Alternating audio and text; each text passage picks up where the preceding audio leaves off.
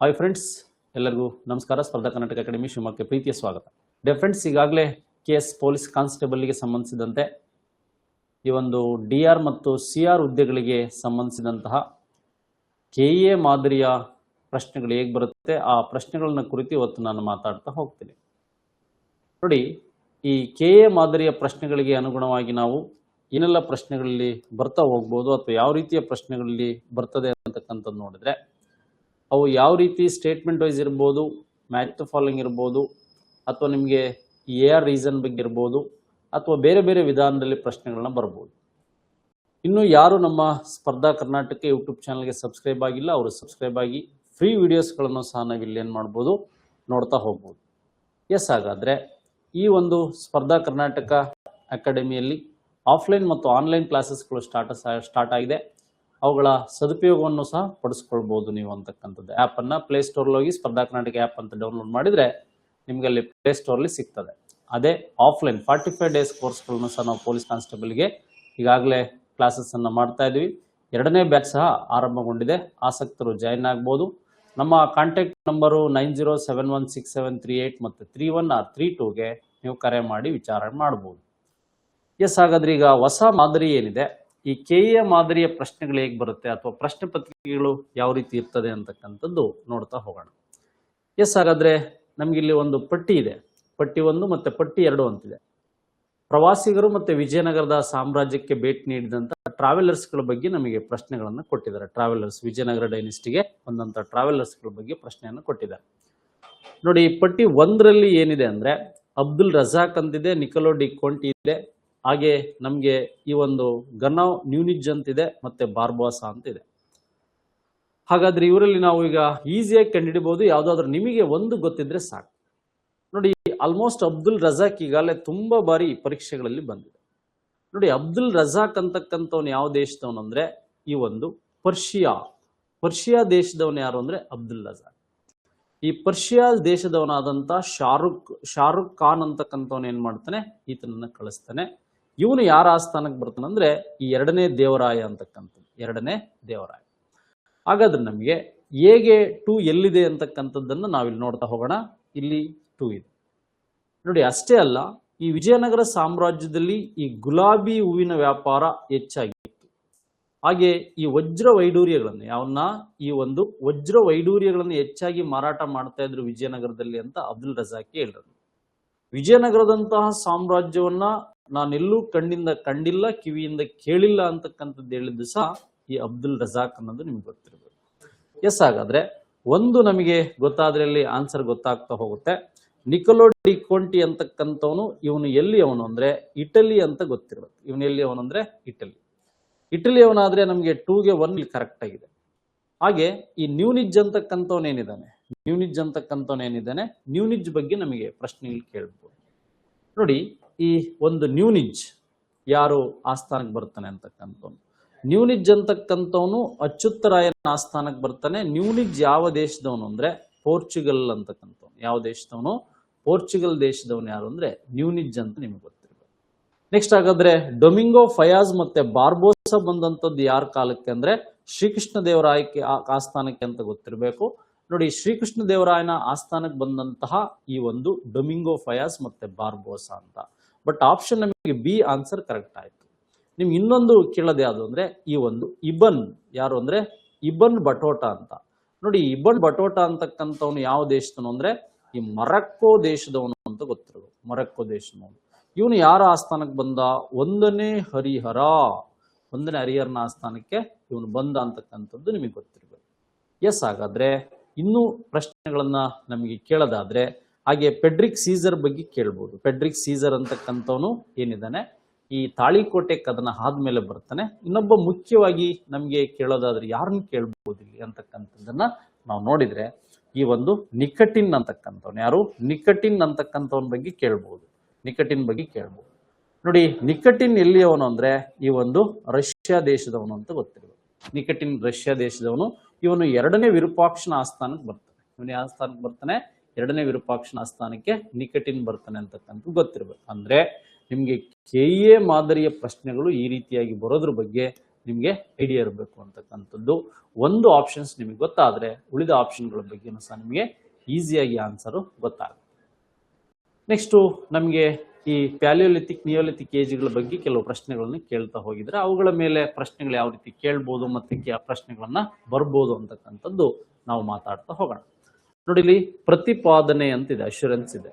Next ಸಮರ್ಥನೆ ಅಂತಿದೆ, reason ಅಂತಿದೆ, ಅಶ್ಯೂರೆನ್ಸ್ ಅಂತಿದೆ. ಪ್ರತಿಪಾದನೆ ಮತ್ತು ಸಮರ್ಥನೆ ಈ ತರದ ಪ್ರಶ್ನೆಗಳು ಇತ್ತೀಚೆಗೆ ಹೆಚ್ಚಾಗಿ ಕೇಳ್ತಾರೆ. ನೋಡಿ, ಸ್ಟೇಟ್ಮೆಂಟ್ ಹೀಗಿದೆ: ದಕ್ಷಿಣ ಭಾರತದ ನವಶಿಲಾಯುಗ ಸಂಸ್ಕೃತಿಯ ದನಗಳು ಹಾಗೂ ಉರುಳಿ ಧಾನ್ಯಗಳನ್ನು ಸಂಸ್ಕೃತೀಕರಿಸುವುದು ಪ್ರಮುಖ ಲಕ್ಷಣವಾಗಿದೆ ಅಂತ ಕೇಳಿದ್ದಾರೆ. ನಿಮಗೆ ಫಸ್ಟ್ ಈಗ ಐಡಿಯಾ ಏನ್ ಬರಬೇಕು ಇದ್ರ ಬಗ್ಗೆ ನೋಡಿ. ಫಸ್ಟ್ ಬರ್ತಕ್ಕಂಥದ್ದು ಪ್ಯಾಲಿಯೋಲಿಥಿಕ್. ಪ್ಯಾಲಿಯೋಲಿಥಿಕ್ ಅಂದ್ರೆ ಹಳೆ ಶಿಲಾಯುಗ. ಮೈಕ್ರೋ ಆರ್ ಮೆಸೋಲಿಥಿಕ್ ಅಂತ ಕರೆದ್ರೆ, ಮೈಕ್ರೋ ಆರ್ ಮೆಸೋಲಿಥಿಕ್ ಅಂತ ಕರೆದ್ರೆ, ಮೈಕ್ರೋ ಆರ್ ಮೆಸೋಲಿಥಿಕ್ ಅಂತ ಕರೆದ್ರೆ ಸೂಕ್ಷ್ಮ ಅಥವಾ ಮಧ್ಯಶಿಲಾಯುಗ ಅಂತ ಗೊತ್ತಿರಬೇಕು. ನೆಕ್ಸ್ಟ್ ನಿಯೋ, ಹೊಸ ನಿಯೋಲಿಥಿಕ್ ಏಜ್ ಅಂದ್ರೆ ನಮಗೆ ನವಶಿಲಾಯುಗ ಅಂತ ಗೊತ್ತಿರಬೇಕು. ನಿಯೋಶಿಲಾಯುಗ ಅಂದ್ರೆ ನವಶಿಲಾಯುಗ ಅಂತ ಗೊತ್ತಿರಬೇಕು. ನೋಡಿ, ಇಲ್ಲಿ ಸೆಕೆಂಡ್ ಆಪ್ಷನ್ ಏನಿದೆ, ಕುರಿ ಮೇಕೆ ಭತ್ತ ಲಭ್ಯವಾಗಿರಲಿಲ್ಲ ಅಂತಿದೆ. ನೋಡಿ, ದಕ್ಷಿಣ ಭಾರತದಲ್ಲಿ ಸಂಬಂಧಿಸಿದಂತೆ, ದಕ್ಷಿಣ ಭಾರತಕ್ಕೆ ಸಂಬಂಧಿಸಿದಂತೆ ಅದರಲ್ಲಿ ನಾವು ಈ ಕರ್ನಾಟಕ ಇರ್ಬೋದು, ತಮಿಳುನಾಡು ಇರ್ಬೋದು, ಅರಿಕಮೇಡ್ ಇರ್ಬೋದು, ಇವಾಗೆ ತಮಿಳುನಾಡಿನ ಪನ್ನಾವರಂ ಇರ್ಬೋದು, ಇವೆಲ್ಲ ಪ್ಲೇಸ್ಗಳ ಜೊತೆಗೆ ಕರ್ನಾಟಕದ ಸಂಗನಕಲ್ ಇರ್ಬೋದು, ಇತ್ತೀಚಿನ ಸನ್ನತಿ ಅಂತಕ್ಕಂಥ ಪ್ಲೇಸ್ಗಳ ಮೇಲೆ ಸಹ ನಮಗೆ ಕೇಳಿರ್ಬೋದು, ತೆಕ್ಕಲಕೋಟೆ ಅಂತಕ್ಕಂಥ ಪ್ಲೇಸ್ ಇರ್ಬೋದು. ಇವೆಲ್ಲ ಸಹ ನವಶಿಲಾಯುಗದ ಪ್ಲೇಸ್ಗಳಾಗಿ ನಾವು ನೋಡ್ತಾ ಹೋಗ್ಬೋದು. ಅಲ್ಲಿ ಇವೆಲ್ಲ ಲಭ್ಯವಾಗಿದೆ ಅಂತಕ್ಕಂಥದ್ದು ನಿಮಗೆ ಗೊತ್ತಿರಬೇಕು.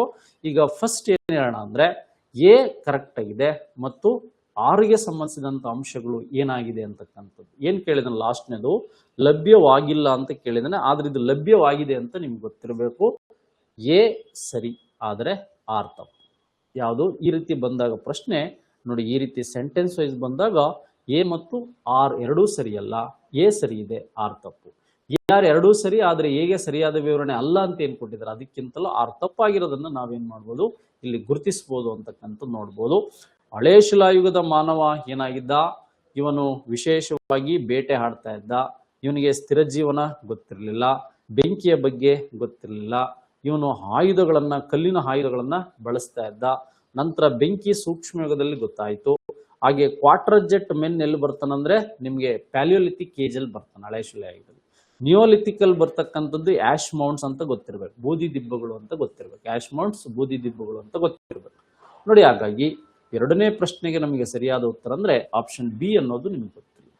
ಎಸ್ ಫ್ರೆಂಡ್ಸ್, ಮೂರನೇ ಪ್ರಶ್ನೆ ಇದೆ, ಮಾಡರ್ನ್ ಹಿಸ್ಟ್ರಿ ಬಗ್ಗೆ ಕೇಳಿದ್ರೆ ಮತ್ತೆ ಅದೇ ರೀತಿಯ ಪ್ರಶ್ನೆ. ಪಟ್ಟಿ 1 ಅಂತಿದೆ, ಪಟ್ಟಿ 2 ಅಂತಿದೆ.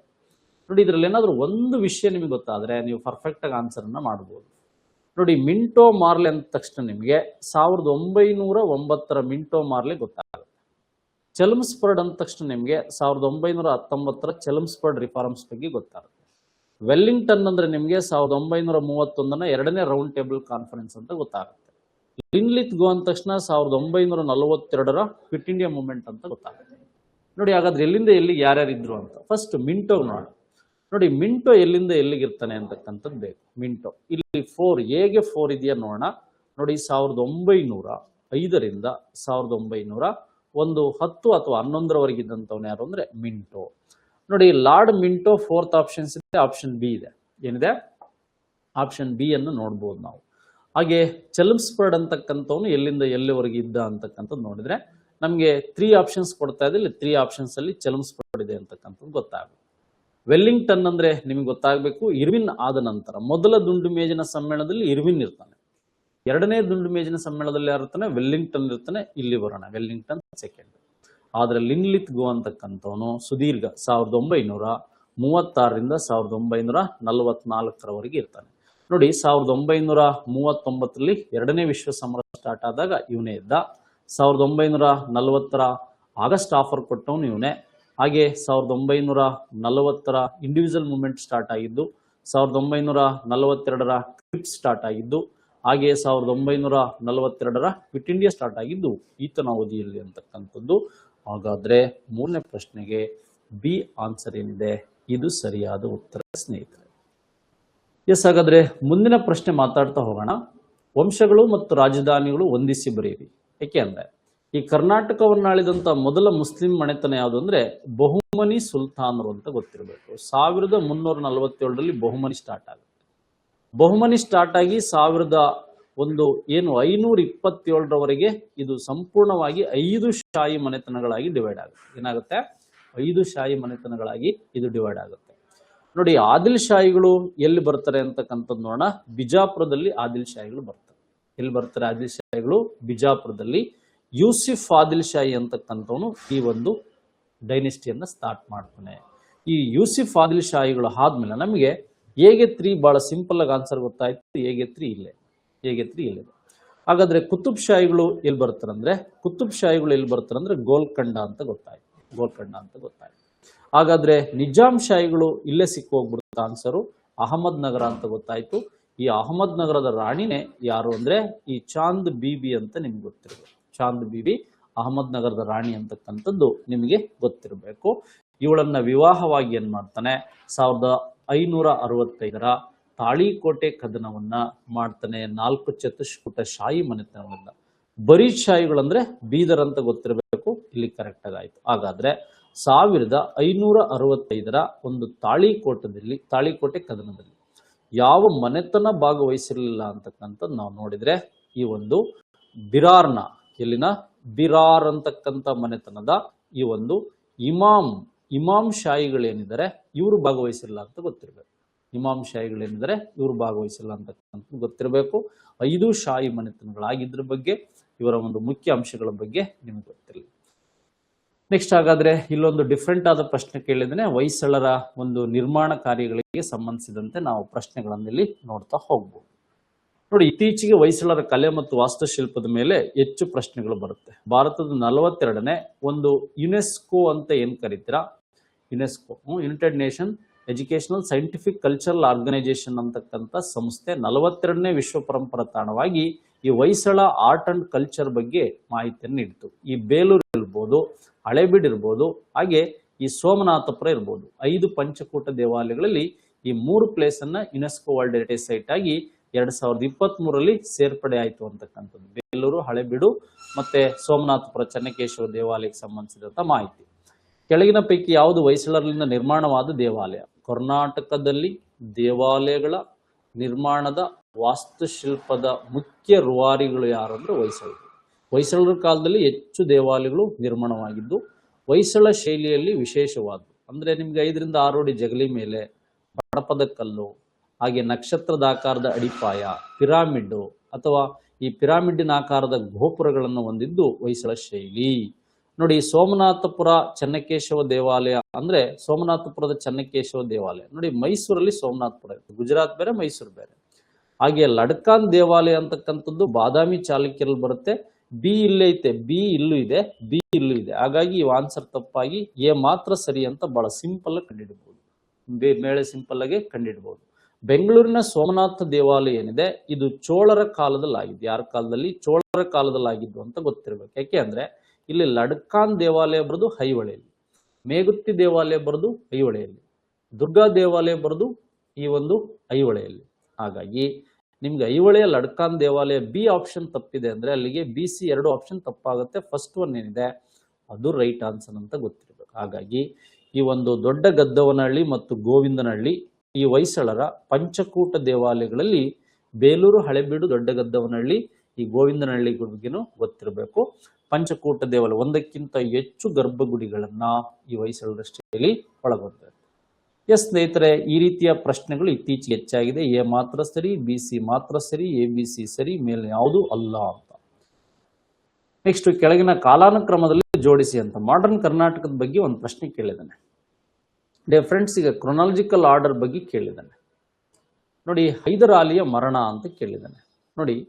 2ನೇ ಆಂಗ್ಲೋ ಮೈಸೂರು ಯುದ್ಧ ನಡೆಯುವಾಗ 1782ರಲ್ಲಿ ಈ ಆಂಧ್ರ ಪ್ರದೇಶದ ಚಿತ್ತೂರಿನ ಬಳಿ ಡೆತ್ ಆದಂತವನು ಯಾರು ಅಂದ್ರೆ ಬೆನ್ನು ಹುಣ್ಣು ಕ್ಯಾನ್ಸರ್ನಿಂದ ಈ ಹೈದರ್ ಅಲಿ.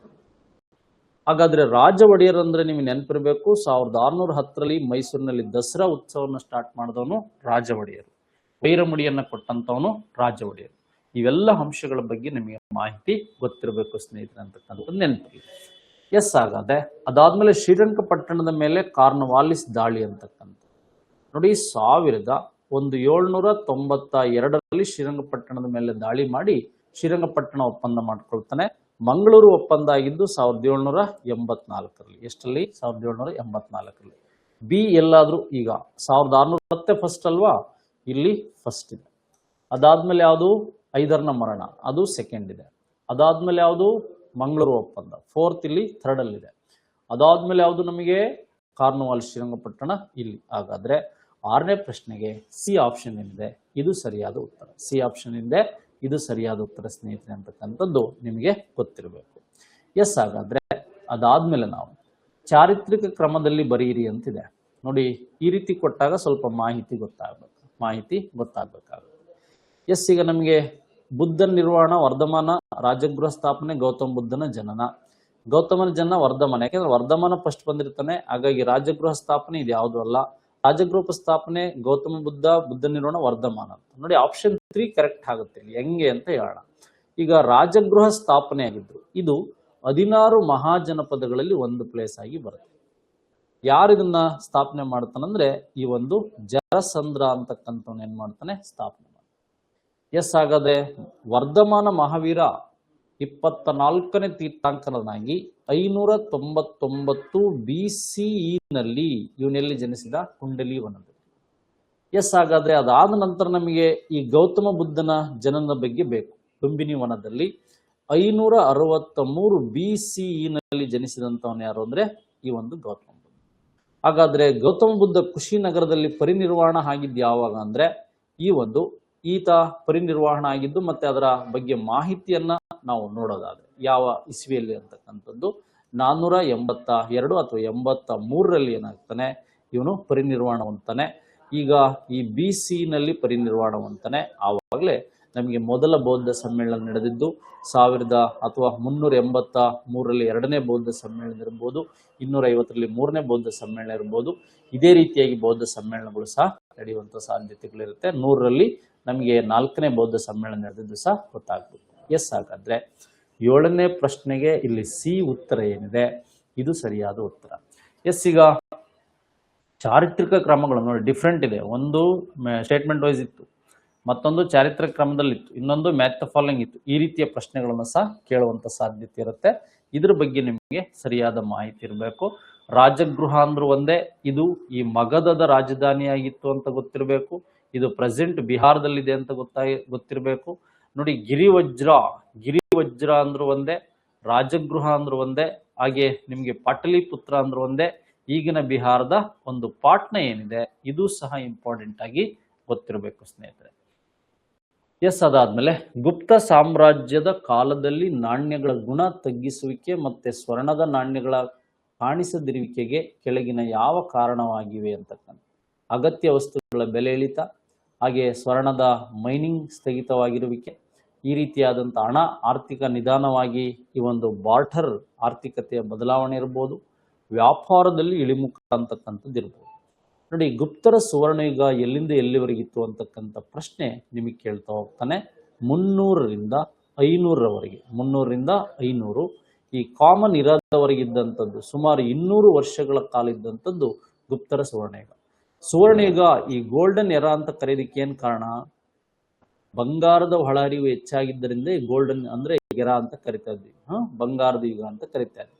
ಗುಪ್ತರ ಸಾಮ್ರಾಜ್ಯದ ಕಾಲದಲ್ಲಿ ನಾಣ್ಯಗಳ ಗುಣ ತಗ್ಗಿಸುವಿಕೆ ಮತ್ತು ಸ್ವರ್ಣ ನಾಣ್ಯಗಳ ಕಾಣಿಸದಿರುವಿಕೆಗೆ ಕೆಳಗಿನವುಗಳನ್ನು ಯಾವ್ಯಾವು ಅಂತ ನೋಡಿ. ಇಲ್ಲಿ ವ್ಯಾಪಾರದಲ್ಲಿ ಇಳಿಮುಖವಾದಂಥದ್ದೇನಿದೆ ಇದು ಮುಖ್ಯವಾಗಿ ಕಾಣ್ಬೋದು. ವ್ಯಾಪಾರದಲ್ಲಿ ಇಳಿಮುಖವಾಗಿದ್ದೇನಿದೆ ಇದು ನಮಗೆ ಮುಖ್ಯವಾಗಿ ಕಾಣ್ತಾ ಹೋಗ್ಬೋದು. ಇದು ಒಂದು ಆಪ್ಷನ್ ಅಂತಕ್ಕಂಥದ್ದು ಗೊತ್ತಿರಬೇಕು. ನೋಡಿ, ಈ ತರ ಕೆಲವು ಕಾರಣಗಳನ್ನು ಕೇಳುವಂತ ಪ್ರಶ್ನೆಗಳಿರುತ್ತೆ. ತುಂಬಾ ಯೋಚನೆ ಮಾಡಿ ನೀವು ಇದನ್ನ ಹಾಕ್ಬೇಕು. ನೆಕ್ಸ್ಟ್, ಧರ್ಮವನ್ನು ಪ್ರಚಾರ ಮಾಡುವುದಕ್ಕಾಗಿ ಅಶೋಕ ನಿಯುಕ್ತಗೊಳಿಸಿದ ವಿಶೇಷ ಕಾರ್ಯಕರ್ತರನ್ನು ಹೀಗೆ ಕರೆಯುತ್ತಾರೆ. ನೋಡಿ, ಈ ಕಂದಾಯ ವಸೂಲಿಗೆ ಸಂಬಂಧಿಸಿದಂತೆ ರಾಜುಕ, ಪ್ರಾದೇಶಿಕ, ಯುಕ್ತ ಅಂತಕ್ಕಂಥದ್ದಿದ್ರು. ಫಸ್ಟು ಈ ಕುಮಾರ ಅಂತ ಬರ್ತಾನೆ. ಅವ್ರ ಕಾಲದಲ್ಲಿ ಅಶೋಕನ ಮೌರ್ಯರ ಕಾಲದಲ್ಲಿ ಕುಮಾರ ಆದ್ಮೇಲೆ ಬರ್ತಕ್ಕಂಥವನು ಈ ಯುಕ್ತ ಅಂತಕ್ಕಂಥವ್ನು ಇರ್ತಾನೆ. ಯುಕ್ತ ಆದ್ಮೇಲೆ ನಮಗೆ ರಾಜುಕ ಬೇರೆ ಗುಪ್ತರ ಕಾಲದಲ್ಲಿ. ನೋಡಿ, ಇವ್ರು ಆದ್ಮೇಲೆ ಈ ಧರ್ಮ ಮಹಾಮಾತ್ರರು ಅಂತ ಏನ್ ಬೌದ್ಧ ಧರ್ಮಕ್ಕೆ ಬರ್ತಾರಲ್ಲ ಇವರು ಈ ಒಂದು ಎರಡನೇ ಬೌದ್ಧ ಸಮ್ಮೇಳನದಲ್ಲಿ ಏನ್ ಮಾಡ್ತಾನೆ, ಈ ಅಶೋಕ ತನ್ನ ಮಕ್ಕಳಾದ ಸಂಘಮಿತ್ರೆ ಮತ್ತು ಮಹೇಂದ್ರನನ್ನ ಏನ್ ಮಾಡ್ತಾನೆ, ಸಿಲೋನಿಗೆ ಧರ್ಮ ಪ್ರಚಾರಕ್ಕೆ ಕಳಿಸ್ತಾನೆ. ನೋಡಿ, ಅಶೋಕ ಬೌದ್ಧ ಧರ್ಮದಲ್ಲಿ ಹೀನಯಾನನ ಮಹಾಯಾನನ ಅಂತ ಕೇಳಿದ್ರೆ ಅಶೋಕ ಹೀನಯಾನ ಧರ್ಮ ಪ್ರಚಾರಕ್ಕೆ ಕಳಿಸ್ತಾನೆ. ಹಾಗಾದ್ರೆ ಶ್ರೀಲಂಕಾದಲ್ಲಿ ಹೀನಯಾನ. ಹಾಗಾದ್ರೆ ಮಹಾಯಾನದ ಧರ್ಮ ಪ್ರಚಾರಕ್ಕೆ ಯಾರು ಅಂದ್ರೆ ಕಾನಿಷ್ಕ ಅಂತಕ್ಕಂಥದ್ದು ಗೊತ್ತಿರ್ಬೇಕು. ಯಾರು ಅಂದ್ರೆ ಕಾನಿಷ್ಕ ಅಂತಕ್ಕಂಥದ್ದು ಗೊತ್ತಿರ್ಬೇಕು. ಹಾಗಾದ್ರೆ 9ನೇ ಪ್ರಶ್ನೆಗೆ ನಮ್ಗಿಲ್ಲಿ ಸರಿಯಾದ ಉತ್ತರ ಯಾರು ಅಂದ್ರೆ ಧರ್ಮ ಮಹಾಮಾತೃ ಅಂತ ಗೊತ್ತಾಗುತ್ತೆ. ಯಾರು ಗೊತ್ತಾಗುತ್ತೆ? ಧರ್ಮ ಮಹಾಮಾತೃ ಅಂತ ನಮಗೆ ಗೊತ್ತಾಗುತ್ತೆ. ಈ ಒಂದು 9ನೇ ಪ್ರಶ್ನೆ ಇದು ಸರಿಯಾದ ಉತ್ತರ. ನೆಕ್ಸ್ಟ್, 1916ರಲ್ಲಿ ಧಾರವಾಡದಲ್ಲಿ ನಡೆದ ಒಂದು ರಾಷ್ಟ್ರೀಯ ಹೋಮ್ ರೂಲ್ ಲೀಗ್ನ ಪ್ರಥಮ ಅಧ್ಯಕ್ಷರಾಗಿದ್ದವರು ಯಾರು? ನೋಡಿ, ಹೋಮ್ ರೂಲ್ ಲೀಗ್ನ ಪ್ರಥಮ ಅಧ್ಯಕ್ಷರಾಗಿದ್ದವರು ಯಾರು ಮತ್ತೆ ಅವರ ಕಾನ್ಸೆಪ್ಟ್ಗಳ ಮೇಲೆ ಏನೆಲ್ಲ ಪ್ರಶ್ನೆಗಳನ್ನ ನಮಗೆ ಕೇಳ್ಬೋದು ಅಂತಕ್ಕಂಥದ್ದು ನೋಡಿದ್ರೆ ಎಸ್. ಹಾಗಾದ್ರೆ ಈ ಕಾನ್ಸೆಪ್ಟ್ಗಳ ಮೇಲೆ ಮಾತಾಡ್ತಾ ಹೋಗೋಣ. ಫಸ್ಟು 1916 ಧಾರವಾಡದಲ್ಲಿ ನಡೆದಂತಹ ರಾಷ್ಟ್ರೀಯ ಹೋಮ್ ರೂಲ್ ಲೀಗ್ ಪ್ರಥಮ ಅಧ್ಯಕ್ಷರಾಗಿದ್ದವ್ರ ಬಗ್ಗೆ ಗೊತ್ತಾಯ್ತು. ನೋಡಿ, ಆಲೂರು ವೆಂಕಟರಾಯರು ನಿಮ್ಗೆ ಗೊತ್ತಿದೆ, ಗಂಗಾಧರ ರಾವ್ ದೇಶಪಾಂಡೆ, ಎಸ್ ನಿಜಲಿಂಗಪ್ಪ, ಇವರೆಲ್ಲ ಈ ಕರ್ನಾಟಕ ಏಕೀಕರಣದ ಸಂದರ್ಭದಲ್ಲಿ ಹೋರಾಟ ಮಾಡಿದಂಥವ್ರು. KT ಭಾಷ್ಯಂ ಅಂತಕ್ಕಂಥವ್ರು ಸಹ ನಿಮಗೆ ಗೊತ್ತಿರಬೇಕು. ಈಗ ಇವರೆಲ್ಲ ನಮಗೆ ಈ ಒಂದು ವಿಶೇಷವಾಗಿ ಏಕೀಕರಣದ ಜೊತೆಗೆ ಕರ್ನಾಟಕದಲ್ಲಿ ಅರಮನೆ ಸತ್ಯಾಗ್ರಹ ಮತ್ತು ರೆಸ್ಪಾನ್ಸಿಬಲ್ ಗೌರ್ಮೆಂಟ್ ಅಂತ ಏನಾಯ್ತು ಆ ಸಂದರ್ಭದಲ್ಲಿ ಇದ್ದಂಥವ್ರು. ನೋಡಿ, ಈ ಕರ್ನಾಟಕದ ಕೇಸರಿ ಮತ್ತು ಭಗೀರಥ ಅಂತ ಕರೆಸಿಕೊಂಡಂತಹ ಈ ಗಂಗಾಧರ ರಾವ್ ದೇಶಪಾಂಡೆ ಬೆಳಗಾಂ ಕಾಂಗ್ರೆಸ್ನ ಅಧ್ಯಕ್ಷರು ಆಗಿರ್ತಕ್ಕಂಥ ಇವ್ರು ಏನ್ ಮಾಡ್ತಾರೆ, ಧಾರವಾಡದ ನಡೆದ ರಾಷ್ಟ್ರೀಯ ಹೋಮ್ ರೂಲ್ ಲೀಗ್ನ ಪ್ರಥಮ ಅಧ್ಯಕ್ಷರಾಗಿದ್ರು ಅಂತಕ್ಕಂಥದ್ದು ನಿಮಗೆ ಗೊತ್ತಿರಬೇಕು. ಅವರೇ ಸ್ಥಾಪನೆ ಮಾಡಿದ್ರು. ಎಸ್. ಹಾಗಾದ್ರೆ 1916ರಲ್ಲಿ ಈ ಒಂದು ಪೂನಾದಲ್ಲಿ ಅಥವಾ ಬಾಂಬೆ ಅಥವಾ ಪೂನಾದಲ್ಲಿ ಯಾರು ಹೋಮ್ ರೂಲ್ ಲೀಗ್ ಅನ್ನ ಫಸ್ಟ್ ಸ್ಟಾರ್ಟ್ ಮಾಡಿದ್ರು ಅಂದ್ರೆ ಈ ತಿಲಕ್ ಅಂತಕ್ಕಂಥದ್ದು ನಿಮ್ಗೆ ಗೊತ್ತಿರಬೇಕು. ತಿಲಕ್ ಅಂತ ಗೊತ್ತಿರಬೇಕು. ಅದಾದ್ಮೇಲೆ 1916ರಲ್ಲಿ ಈ ತಮಿಳುನಾಡಿನ ಅಡಿಯರ್ ಅಂತ ಏನಿದೆ, ಈ ಅಡಿಯರ್ನಲ್ಲಿ ಸ್ಟಾರ್ಟ್ ಮಾಡಿದ್ದು ಯಾರು ಅಂತ ಗೊತ್ತಿರಬೇಕು. ಅಡಿಯರ್ನಲ್ಲಿ ಸ್ಟಾರ್ಟ್ ಮಾಡಿದ್ದು ಯಾರು ಅಂದ್ರೆ ವಿಶೇಷವಾಗಿ ಅನಬಿ ಸೆಂಟ್ ಅಂತ ಗೊತ್ತಿರ್ಬೇಕು. ನಮ್ಮ ಅನಬಿ ಸೆಂಟ್ ಅಂತಕ್ಕಂಥವ್ರು ಸ್ಟಾರ್ಟ್ ಮಾಡಿದ್ರು ಅಂತ. ಎಸ್. ಹಾಗಾದ್ರೆ ನಮಗೆ ಎಸ್ ನಿಜಲಿಂಗಪ್ಪ ಏಕೀಕರಣ ಸಂದರ್ಭದಲ್ಲಿ ಆಲೂರು ವೆಂಕಟರಾಯರ ಗೀತೆಗಳು ಮತ್ತೆ KT ಭಾಷ್ಯಂ ಅವರು ಅಧಿಕಾರಿಗಳಾಗಿದ್ದು ಸಚಿವರಾಗಿದ್ರು ರೆಸ್ಪಾನ್ಸಿಬಲ್ ಗೌರ್ಮೆಂಟ್ ಅಲ್ಲಿ ಅಂತಕ್ಕಂಥದ್ದು ನಿಮಗೆ ಗೊತ್ತಿರಬೇಕು. ನೆಕ್ಸ್ಟ್, ಮುಂದಿನ ಪ್ರಶ್ನೆ, ಕರ್ನಾಟಕ ಏಕೀಕರಣ ಕೆಳಗಿನ ಘಟನೆಗಳು ಸಂಭವಿಸಿದೆ, ಅವುಗಳ ಸಮರ್ಪಕ ಕಾಲಾನುಕ್ರಮವನ್ನು ಕೊಟ್ಟಿರುವ ಸಂಕೇತಗಳಿಂದ ಗುರುತಿಸಿ ಅಂತ. ನೋಡಿ, ಇಲ್ಲಿ ನವಮೈಸೂರು ಅಸ್ತಿತ್ವಕ್ಕೆ ಬಂದಿದ್ದು ಹಾಗೆ ಚಾಮರಾಜ ಒಡೆಯರ ರಾಜ್ಯಪಾಲರಾಗಿದ್ದು ಜಯ ಚಾಮರಾಜ ಒಡೆಯರ್ ಅಂತ ಆಗಬೇಕಿತ್ತು. ಈ ಜಯ ಚಾಮರಾಜ ಒಡೆಯರ್ ರಾಜ್ಯಪಾಲರಾಗಿದ್ದು ರಾಜ್ಯಕ್ಕೆ ಕರ್ನಾಟಕ ಎಂದು ಪುನರ್ ನಾಮಕರಣ ಆಗಿದ್ದು KC ರೆಡ್ಡಿ ಅವರು ಮೊದಲ ಮುಖ್ಯಮಂತ್ರಿ ಆಗಿದ್ದು. ನೋಡಿ, ಫಸ್ಟ್ KC ರೆಡ್ಡಿ ಅವರಿಂದ ಹೋಗೋಣ. ನೋಡಿ, ಅರಮನೆ ಸತ್ಯಾಗ್ರಹ 1947 ಈ ಬೆಂಗಳೂರಿಂದ ಏನ್ ಮಾಡ್ತು, ಮೈಸೂರಿಗೆ ಹೊರಟು ಸೆಪ್ಟೆಂಬರ್ 1ನೇ ತಾರೀಕು ಅಲ್ವಾಡ್ತು. ನೆಕ್ಸ್ಟ್ ಏನಾಯ್ತಿದು 1947 ಈ ಅಕ್ಟೋಬರ್ 24ನೇ ತಾರೀಕು ರೆಸ್ಪಾನ್ಸಿಬಲ್ ಗೌರ್ಮೆಂಟ್ ಜವಾಬ್ದಾರಿ ಸರ್ಕಾರ ಸ್ಟಾರ್ಟ್ ಆಯಿತು. KC ರೆಡ್ಡಿ ಅವರು ಏನಾಗ್ತಾರೆ, KC ರೆಡ್ಡಿ ಅವರು ಕರ್ನಾಟಕದ ಮೊದಲ CM ಆಗ್ತಾರೆ. KC ರೆಡ್ಡಿ ಅವರು ಕರ್ನಾಟಕದ ಮೊದಲ CM ಆಗ್ತಾರೆ. ಹಾಗಾದ್ರೆ 1947ರಲ್ಲಿ ಇವರೇ ಫಸ್ಟ್ ಆಗಿದ್ದು. 4 ಇಲ್ಲಿ ಫಸ್ಟ್ ಇದೆ, ನೋಡೋಣ ಮತ್ತೆ ಮುಂದೆ ಕ್ಲಾಸ್ ಚೆಕ್ ಮಾಡ್ತಾ ಹೋಗೋಣ.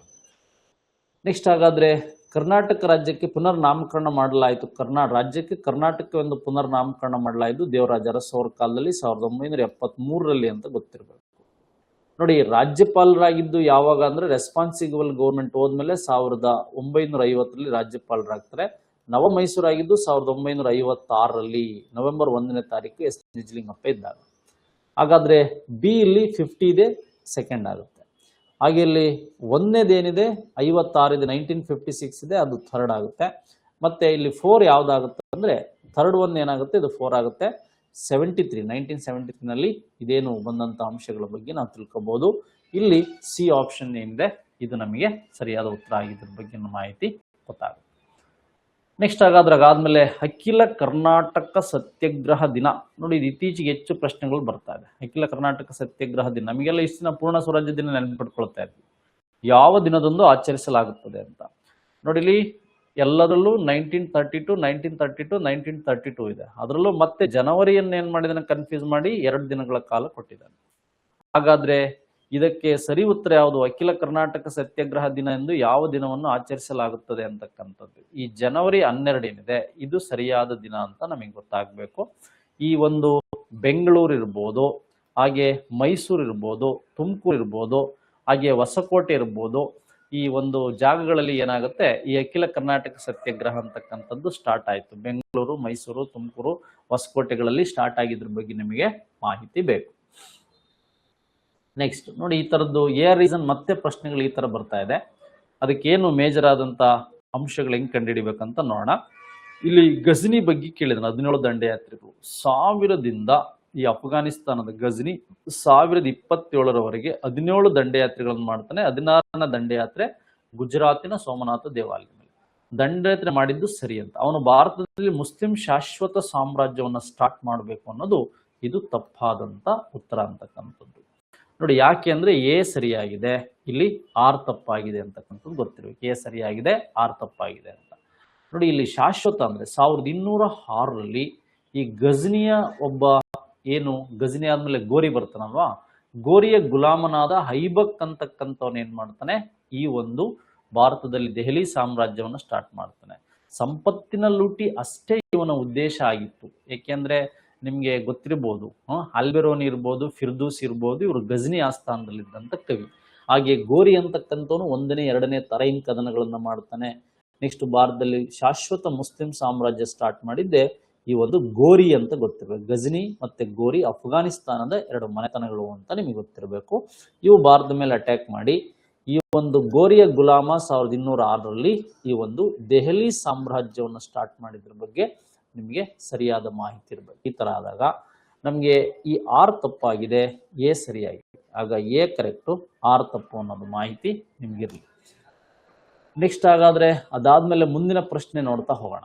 ಈ ಕೆಳಗಿನ ಯಾವ ದೆಹಲಿ ಸುಲ್ತಾನರು ಬ್ಲಡ್ ಅಂಡ್ ಐರನ್ ನೀತಿ, ನೋಡಿ ಇಲ್ಲಿ ರಕ್ತ ಮತ್ತು ಉಕ್ಕಿನ ನೀತಿಯನ್ನ ಅನುಸರಿಸಿದ್ರು ಅಂತ. ನಾವು ಇದುವರೆಗೆ ಒಂದೇ ಓದ್ತಾ ಇದ್ವಿ. ಒಂದು ಐಬಕ್ಕನ ಅಳಿಮಯ್ಯ ಇಲ್ತಮಶ್ ಅಂತ, ಬಲ್ಬನ್ ಮತ್ತೆ ಅಲ್ಲಾವುದ್ದೀನ್ ಖಿಲ್ಜಿ ಮತ್ತೆ ಮೊಹಮ್ಮದ್ ಬಿನ್ ತುಘಲಕ್ ಅಂತ. ನೋಡಿ, ಮೊಹಮ್ಮದ್ ಬಿನ್ ತುಘಲಕ್ ಅಂದ ತಕ್ಷಣ ನಿಮಗೆ 1327ರ ಟ್ರಾನ್ಸ್ಫರ್ ಕ್ಯಾಪಿಟಲ್ ಸಿಟಿ ನೆನಪುರುತ್ತೆ. ಈಗ ಬಲ್ಬನ್ ಅಂದ ತಕ್ಷಣ ನಿಮಗೆ ಮೇಜರ್ ನೆನಪಿಟ್ಕೊಳ್ಳೋದು ಶಿಜ್ಜಾ ಪದ್ಧತಿ ಇರ್ಬೋದು, ಪೈಬೋಸ್ ಪದ್ಧತಿ ಇರ್ಬೋದು. ಈ ಪದ್ಧತಿಗಳೇನಿದೆ, ನವರೋಜ್ ಪದ್ಧತಿ ಇರ್ಬೋದು. ಪೈಬೋಸ್, ಶಿಜ್ದಾ ಮತ್ತು ನವರೋಜ್. ನೋಡಿ, ರಾಜನನ್ನ ಭೇಟಿಯಾದಾಗ ಅವನಿಗೆ ಶಿರಸ್ತ್ರಾಂಗ ನಮಸ್ಕಾರ ಮಾಡೋದು ಶಿಜ್ದಾ. ಪೈಬೋಸ್ ಅಂದ್ರೆ ಪಾದಗಳಿಗೆ ಮುತ್ತಿಡ್ತಕ್ಕಂಥದ್ದು. ನವರೋಜ್ ಅಂದ್ರೆ ಸಂಪತ್ತನ್ನ ಉತ್ಸಾಹವನ್ನು ಮಾಡ್ತಕ್ಕಂಥದ್ದು. ಹಾಗೆ ಈ ದೆಹಲಿಯ ಸುತ್ತ ಕೋಟೆ ಕಟ್ಟಿಸ್ತವನು. ಹಾಗೆ ಬಲ್ಬನ್ ಅಂತಕ್ಕಂಥವನು ಈ ಒಂದು ಬ್ಲಡ್ ಅಂಡ್ ಐರನ್ ಪಾಲಿಸಿಯನ್ನು ತಂದಂಥವನು ಯಾರು ಅಂದ್ರೆ ಈ ಬಲ್ಬನ್. ಅದೇ ರೀತಿಯಾಗಿ ಇಷ್ಟೇ ಕ್ರೂರವಾದ ಮತ್ತೊಂದು ನೀತಿಯನ್ನು ತಂದವನು ಈ ಒಂದು ತಕ್ಕವಿ ಸಾಲ ಪದ್ಧತಿ, ಟ್ರಾನ್ಸ್ಫರ್ ಆಫ್ ಕ್ಯಾಪಿಟಲ್ ಸಿಟಿ ನೀಡಿದಂತಹ ಮೊಹಮ್ಮದ್ ಬಿನ್ ತುಘಲಕ್ ಅಂತ ಗೊತ್ತಿರ್ಬೇಕು. ಹಾಗಾದ್ರೆ 2 ಮತ್ತೆ 4 ಎಲ್ಲಾದ್ರೂ ಇದೆಯಾ ನೋಡಿ. ಈ 2 ಮತ್ತೆ 4 ಅಂತಕ್ಕಂಥದ್ದು ಏನಿದೆ, ಇದು ನಮಗೆ ಸರಿಯಾದ ಉತ್ತರ ಅಂತಕ್ಕಂಥದ್ದು ಗೊತ್ತಾಗುತ್ತೆ. ಇದು ಸರಿಯಾದ ಉತ್ತರ ಅಂತಕ್ಕಂಥದ್ದು ನಮಗೆ ಗೊತ್ತಾಗುತ್ತೆ. ನಮಗೆ ಈ ಒಂದು ಪ್ರಶ್ನೆಗೆ ಸರಿಯಾದ ಉತ್ತರ ಗೊತ್ತಾಯಿತು. ನೆಕ್ಸ್ಟ್ ಅದಾದ್ಮೇಲೆ ನಮಗೆ ಕೆಳಗಿನ ಹೇಳಿಕೆಗಳು ಮತ್ತೆ ಹೇಳಿಕೆಗಳ ವೈದ್ಯ ಪ್ರಶ್ನೆಗಳನ್ನು ಕೇಳಿದ್ದಾರೆ. ಸ್ಟೇಟ್ಮೆಂಟ್ ವೈಸ್ ಪ್ರಶ್ನೆಗಳನ್ನು ಕೇಳಿದ್ದಾರೆ. ನೋಡಿ, 1602ರಲ್ಲಿ ಫತೇಪುರ್ ಸಿಕ್ರಿಯಲ್ಲಿ ಬುಲಂದ್ ದರ್ವಾಜಾ ಅಕ್ಬರ್ನಿಂದ ನಿರ್ಮಾಣವಾಯಿತು, ಗೊತ್ತಿರಬೇಕು. ದಕ್ಷಿಣ ಭಾರತದ ಮೇಲೆ ದಾಳಿ ಮಾಡಿದ ಮೊದಲ ದೆಹಲಿ ಸುಲ್ತಾನ ಯಾರು ಅಂದ್ರೆ ಈ ಅಲ್ಲಾವುದ್ದೀನ್ ಖಿಲ್ಜಿ ಅಂತ. ಅದೇ ರೀತಿಯಾಗಿ ದಕ್ಷಿಣ ಭಾರತದ ಮೇಲೆ ದಾಳಿ ಮಾಡಿದ ಮೊದಲ ಮೊಘಲ್ ಚಕ್ರವರ್ತಿ ಯಾರು ಅಂದ್ರೆ ಅಕ್ಬರ್ ಅಂತಕ್ಕಂಥದ್ದು ಗೊತ್ತಿರಬೇಕು. 1572ರಲ್ಲಿ ಗುಜರಾತ್ ಮೇಲೆ ಏನ್ ದಾಳಿ ಮಾಡ್ತಾನೆ, ಈ ಗುಜರಾತಿನ ವಿಜಯದ ನೆನಪಿಗಾಗಿ ಸ್ಮರಣಾರ್ಥವಾಗಿ ಅಕ್ಬರ್ ಏನ್ ಮಾಡ್ತಾನೆ, ಈ ಬುಲಂದ್ ದರ್ವಾಜವನ್ನು ನಿರ್ಮಾಣ ಕಂಪ್ಲೀಟ್ ಆಗುತ್ತೆ. ಯಾವಾಗ 1602ಕ್ಕೆ ಈ ಬುಲಂದ್ ದರ್ವಾಜ ಅಂತಕ್ಕಂಥದ್ದು ಉತ್ತರ ಪ್ರದೇಶದ ಫತೇಪುರ್ ಸಿಕ್ರಿಯಲ್ಲಿದೆ. ಇದು ಕಂಪ್ಲೀಟ್ ಆಗುತ್ತೆ.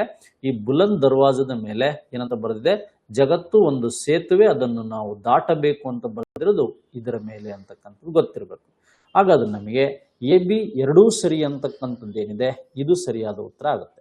AB 2 ಸರಿ ಅಂತಕ್ಕಂಥದ್ದು.